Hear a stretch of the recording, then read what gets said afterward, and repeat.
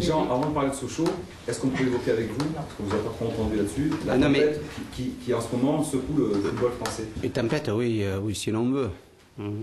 Mais bon, moi, comme je disais la dernière fois, j'attends d'avoir tous les éléments. Il y a deux commissions, je crois, qui sont là pour faire le point sur la situation. Une, la Fédération française de football, l'autre du ministère des Sports. Et j'attends de voir un petit peu ce qui va en ressortir pour pouvoir me positionner et dire un petit peu ce que je ressens. Est-ce que vous avez entendu par rapport au quota, par rapport à...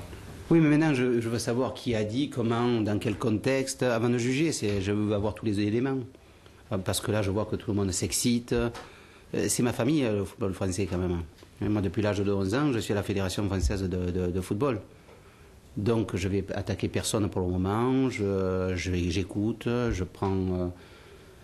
j'essaie de joindre les gens, mais c'est difficile actuellement, parce qu'il y en a qui ne répondent pas, et c'est normal, hein, dans la position. Et après, une fois que j'aurai tous les éléments, je vous donnerai mon point de vue. Ne vous faites pas de soucis.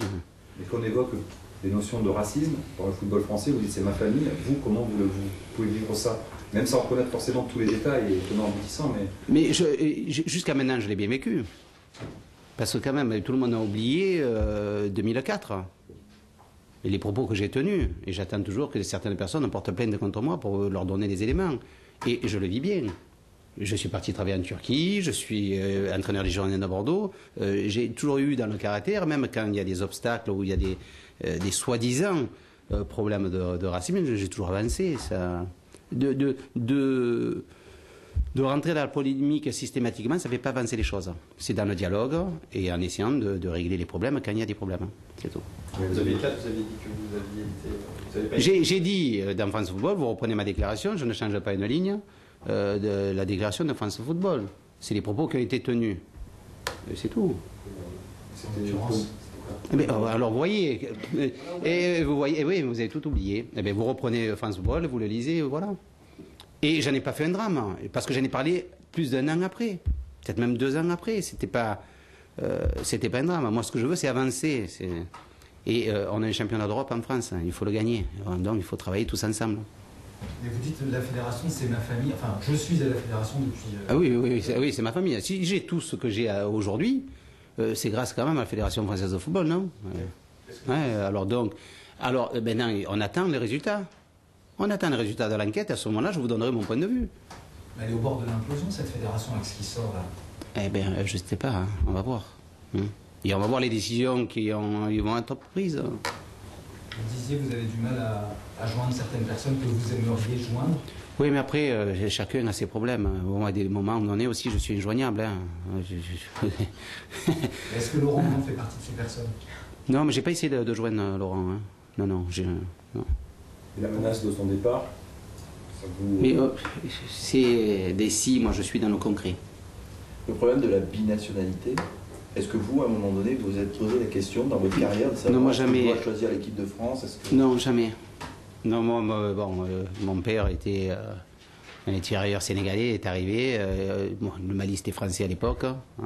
J'ai jamais eu de problème. Ma mère en étant pure marseillaise, j'ai jamais eu de problème de choix ou pas de choix. Quoi, hein, c'est... En 2004, vous aviez reproché, enfin en 2006, vous avez Je n'ai rien reproché. Je n'ai rien reproché. J'ai retranscrit les propos qui avaient été tenus à la soirée de Darmon à Paris. C'est tout. Je n'ai reproché à personne. J'ai retransmis. Sauf que dans ma génération à moi, je n'ai pas vu un se monter au feu pour dire Jean était victime peut-être ou pas victime. Il n'y a personne qui... Mais même vous avez relevé le débat? Personne. Alors oui, ça m'a pas perturbé, pas du tout. Ça m'a permis de gagner 3 titres en Turquie, de venir là entraîneur des Girondins de Bordeaux, je suis heureux. On m'a proposé X sélections. J'ai toujours dit non. Comme quoi, hein? Il y a beaucoup d'entraîneurs français qui entraînent dans d'autres sélections. Et on m'en a proposé, je peux vous le dire. Hein. Il y a d'autres moments dans votre carrière où vous avez souffert du racisme, où vous avez vu ça? Oui, mais bon, on avance. Le problème, on avance. C'est normal. Vous savez, les gens évoluent. Mon premier mariage, mes beaux-parents étaient racistes. Une fois que j'ai eu des gosses, maintenant, ils ont des petits métis. Hein, carteron, parce que c'est le deuxième coupage. Voilà. Alors bon, on avance. De toute façon, il faut qu'on gagne le championnat d'Europe en France, ensemble. Donc il faut que la Fédé se ressoude. Mais tout le monde, parce que le problème, il est interne quand même. Hein. Il y a des... Bon Sochaux, bon match. Voilà. Voilà. Oui, Sochaux, donc. Oui, bon match pour nous. Et nous, il faut qu'on gagne pour leur passer devant, hein, déjà. C'est le même challenge que contre Saint-Etienne. Avec Fernando en moins parce qu'il est suspendu et quelques doutes sur certains blessés comme Jussier et Marc Planus qui ont mal au dos, qui ont sauté les entraînements. Justement, l'absence de Fernando, c'était peut-être l'occasion de revoir Marc Planus. Oui, mais là... Vous savez pas, ou il y a un doute? Oui, il y a un doute. Hier, il ne s'est pas entraîné, aujourd'hui, juste un peu trottiné, on fera le point demain. Hein. Vous attendez de vos joueurs qui se lâchent vraiment pour ces derniers matchs là. Et il faudrait offensivement, parce que sinon, bien organisé, on ne souffre pas défensivement actuellement. J'espère que ça va continuer, mais c'est surtout offensivement qu'on arrive à se lâcher et à être plus efficace quoi, dans les 40 derniers mètres. Plus jouer aussi, plus jouer. Non? Oui, c'est l'efficacité, perdre moins de ballons, dans la conservation, on a encore des progrès à faire. Vous allez leur demander de s'investir comme ils l'ont fait devant Saint-Etienne. Ah oui, totalement. Mais là, ça sera jusqu'à la fin de la saison, jusqu'au dernier match. Hein. Est-ce qu'ils en sont capables? Parce qu'on a pu dire dans des déplacements, on a dû faire à Rennes. Oui, mais parce qu'à Rennes, c'était assez difficile. Vous avez bien vu qu'ils ne se sont jamais livrés eux aussi. C'était assez difficile pour nous de se livrer. Et Sochaux, c'est une équipe qui joue, alors ça serait complètement différent. Hein. C'est une équipe qui aime bien jouer, ils sont offensifs. Je pense que ce sera une belle opposition. Vous êtes obligé. Sochaux est l'équipe qui marque le plus de buts de la tête. Est-ce que ça veut dire qu'il y a une vigilance particulière, notamment face vis-à-vis de Maïga, qui peut jouer un peu plus efficace aussi? Oui, mais ce sera Savic qui va le prendre. Hein. Comme il est très efficace défensivement de la tête. Oui, vous savez avant qui va le marquer. Et est-ce que Florian Marange garde son poste ou Benoît revient? Puisque vous avez dit la semaine dernière, Benoît est mon numéro 1. Oui, c'est certain. Mais il y a des possibilités qui reviennent. Hein. Mais ça n'empêche pas que le match après, peut-être Flo va jouer. Vous savez, c'est...